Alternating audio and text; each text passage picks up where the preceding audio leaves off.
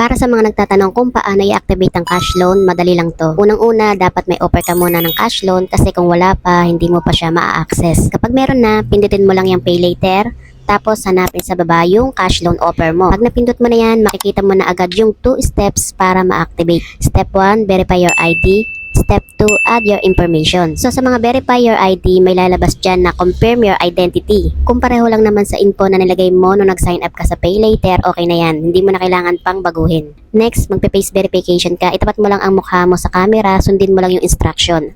After mo dyan, tapos ka na sa step 1. Sunod, sa add your information, ilagay mo lang ulit yung mga details mo. Usually, automatic na nakalagay dyan. Pero kung may kulang pa, dagdagan mo na lang.